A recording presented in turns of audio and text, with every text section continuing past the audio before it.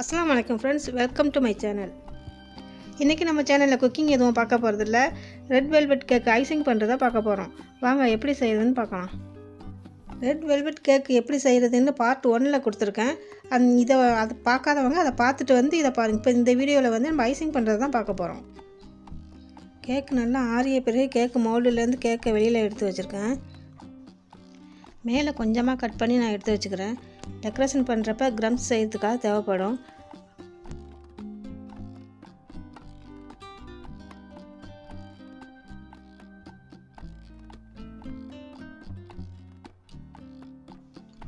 அதுக்கு பிறகு இது 2 பீஸாக கட் பண்ணி எடுத்துக்கலாம்.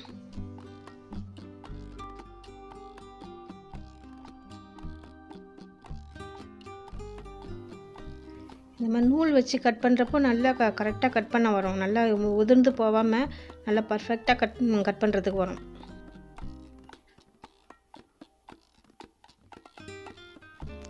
எடுத்து ஒரு பிளேட்டில் வச்சுக்கலாம்.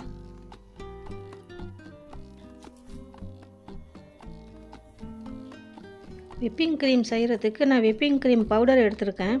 அந்த பவுடர் வந்து 200 கிராம். அது நான் 100 கிராம் வந்து மெஷரிங் கப்பில் வந்து 100 கிராம் எடுத்து வச்சுருக்கேன். அப்புறம் வந்து இந்த பவுலை வந்து ஃப்ரிட்ஜில் வச்சு நல்லா ஜில்லுன்னு ஆக்கி வச்சுக்கணும். இந்த பவுலையும் வச்சுக்கணும், அந்த பீட்டரையும் வச்சுக்கணும். நல்லா ஜில்லுன்னு நல்லா கூலிங்காக ஆனதுக்கு பிறகு எடுத்து இன்னொரு கப்பில் வந்து ஐஸ் கியூப் போட்டு அது மேலே தான் அந்த கப்பை தூக்கி வைக்கணும். வச்சுட்டு அதுக்கு பிறகு தான் வந்து பீட் பண்ண ஆரம்பிக்கணும். 100 கிராம் விப்பிங் க்ரீம் பவுடர் போட்டதுக்கு நான் 100 ml தண்ணி ஊற்றிருக்கேன். தண்ணி வேணாலும் ஊற்றிக்கலாம், பால் வேணாலும் ஊற்றிக்கலாம், உங்கள் விருப்பம் அது. ஊற்றிக்கிட்டு அப்புறம் வந்து பைனாப்பிள் எசன்ஸ் நான் கொஞ்சம் போட்டிருக்கேன். அந்த எசன்ஸ்லாம் போடணும்னு அவசியம் இல்லை, அதில் எல்லாமே இருக்கும். இருந்தாலும் நான் கொஞ்சம் போட்டுக்கிறேன். நான் ஒரு ஸ்பூனு பைனாப்பிள் எசன்ஸ் போட்டுக்கிறேன். போட்டுட்டு வந்து நான் நல்லா பீட் பண்ண வேண்டியதுதான். பீட் பண்ண அப்படியே நல்லா திக்காகி வந்துக்கிட்டே இருக்கும். திக்காகி நல்லா அப்படியே ஸ்டிக்கியாக அப்படியே வரும். அதை எடுத்து பார்க்குறப்போ பாருங்கள் எப்படி இருக்குன்னு பாருங்கள். எடுத்து கீழே போட்டு பார்த்தாக்கா அப்படியே உலாமல் இருக்கணும். அதுதான் கரெக்டான பதம். அந்த விப்பிங் க்ரீமில் நம்ம க்ரீம் சீஸ் போட்டு தான் நம்ம செய்ய போகிறோம். ஆனால் க்ரீம் சீஸ் போடுறப்ப டேஸ்ட்டு ரொம்பவே நல்லாயிருக்கும். அந்த க்ரீம் சீஸ் போடுற கேக்கு ரொம்ப பெஸ்ட்டான கேக், ரொம்ப டேஸ்ட்டில் ரொம்ப பெஸ்ட்டான டேஸ்ட்டுன்னு சொல்லுவாங்க. அதனால் வந்து நம்ம க்ரீம் சீஸ் வந்து ரெடி பண்ணி வச்சுருக்கேன். நான் ஏற்கனவே ரெடி பண்ணி வச்சுருக்கேன். பார்ட் 1ல் போட்டிருக்கேன். பார்க்காதவங்க அதை பார்த்து தேவைப்படுறவங்க அதை பார்த்துக்குங்க. நான் வந்து 1 லிட்டர் பாலில் வர சீஸை எடுத்து நான் வச்சுருக்கேன். அந்த 1 லிட்டர் பாலில் வரக்கூடிய சீஸை தான் நான் போட்டிருக்கேன். அந்த சீஸில் வந்து 2 ஸ்பூனு பவுட்ரு பண்ண சுகரை போட்டுட்டு ஒரு பிஞ்சு உப்பு போட்டு நல்லா வந்து பீட்டரை வச்சு நல்லா மிக்ஸ் பண்ணிக்கணும். மிக்ஸ் பண்ணிவிட்டு அதுக்கு பிறகு வந்து அந்த விப்பிங் க்ரீமை வந்து கொஞ்சமாக போட்டு அதையும் மிக்ஸ் பண்ணிக்கணும். அதையும் மிக்ஸ் பண்ணிவிட்டு அதுக்கு பிறகு தான் எடுத்து எல்லா விப்பிங் க்ரீம்லேயும் சேர்த்துக்கணும். எல்லாத்துலேயும் போட்டு ஒரே இதில் போட்டு அடிக்கக்கூடாது. போட்டால் அப்படியே தண்ணியாக ஆகிடும், அப்படியே மெல்ட் ஆகி அப்படி தண்ணியாக ஆகிடும். அதை கொஞ்சம் ஒரு வாட்டி அடிச்சுட்டு அதுக்கு பிறகு தான் இந்த விப்பிங் க்ரீமில் ஒன்றா போட்டு இப்போ அடிக்கணும். அதை தான் இப்போ அடிக்க போகிறேன்.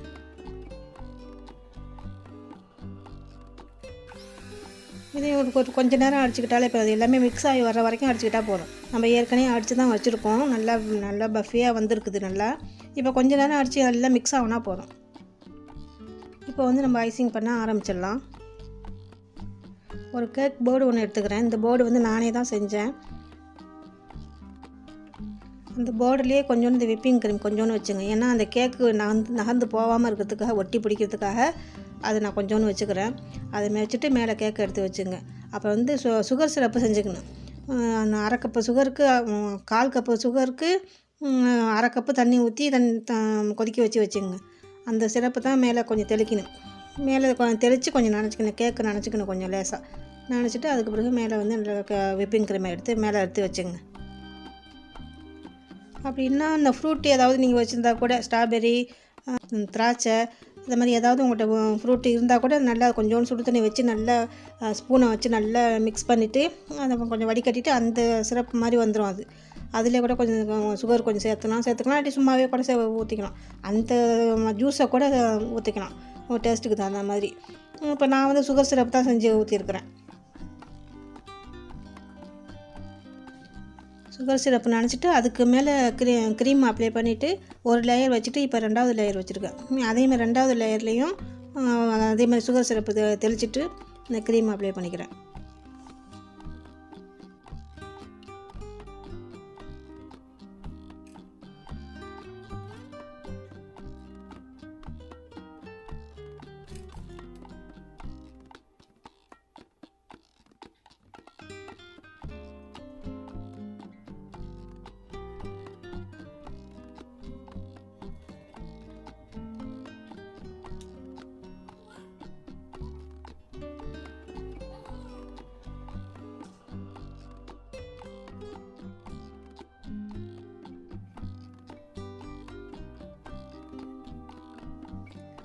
ட்ரெஸ்ஸுலாம் வரும்ல, ஒரு அட்டை மாதிரி ஒன்று தொங்க விட்ருப்பாங்கள்ல, அந்த அந்த அட்டையை தான் நான் எடுத்து வச்சுருக்கிறேன். அது நல்லா செய்கிறதுக்கு வருது நல்லா.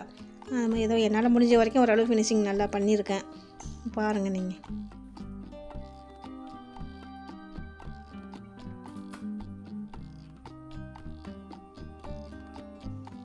அப்புறம் டிஷ்யூ பேப்பர் வச்சு கொஞ்சம் நீட்டாக சுத்தம் பண்ணி க்ளீன் பண்ணி நான் எடுத்துக்கிறேன்.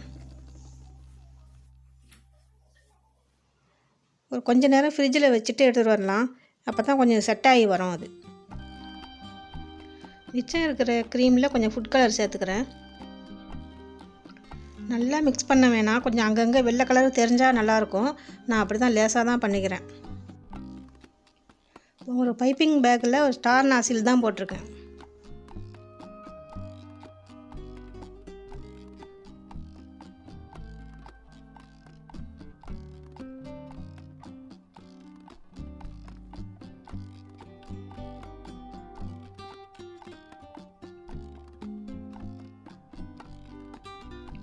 ஒரு ஒயிட் பேப்பரில் ஹார்ட் ஷேப்பில் கட் பண்ணி நான் வந்து வச்சு மார்க் பண்ணிக்கிறேன்.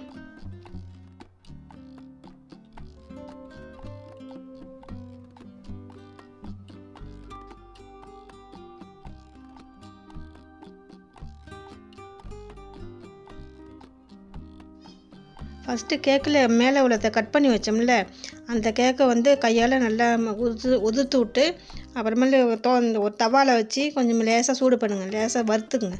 வறுத்திங்கன்னா வறுத்துட்டு அப்புறமேல் மிக்சியில் போட்டு சும்மா ஒரு சுற்று விட்டிங்கன்னா நல்லா இந்த மாதிரி க்ரம்ஸ் ரெடி ஆகிடும். இதுதான் வெல்வெட் கேக்குக்கு மேலே வைக்கிறப்ப அப்படியே ஒரிஜினல் வெல்வெட் மாதிரியே இருக்கும் பார்க்குறதுக்கு, அதுக்கு தான் வைக்கிறது. அப்புறம் க்ரீம் வச்சு நம்ம டிசைன் பண்ணிக்கலாம்.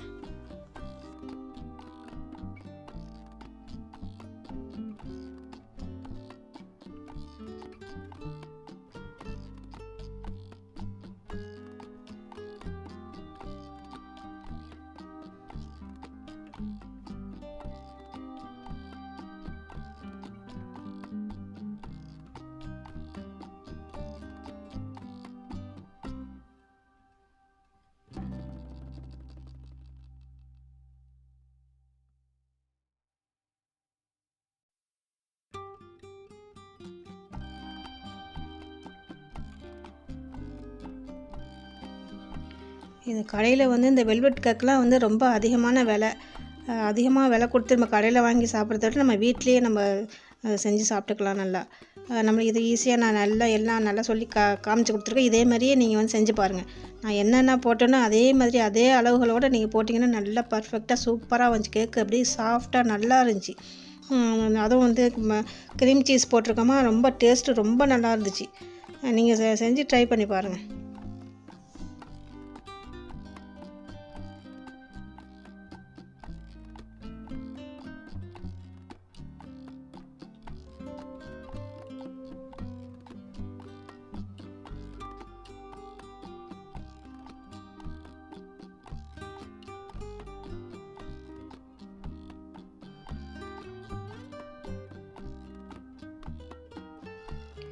டிசைன் இப்படி தான் பண்ணணும்னு இல்லை, உங்களுக்கு எப்படி விருப்பமோ, உங்களுக்கு என்ன தெரியுமோ அது போல் பண்ணிங்க.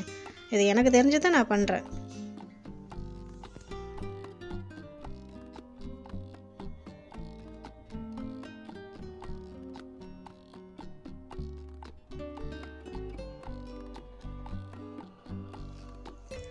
மேலே கொஞ்சம் சுகர் பால் போட்டுக்கிறேன்.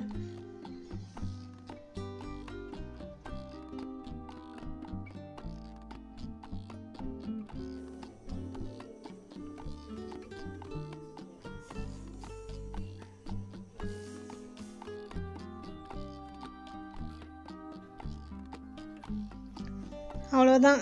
எப்படி இருந்துச்சுன்னு சொல்லுங்கள்.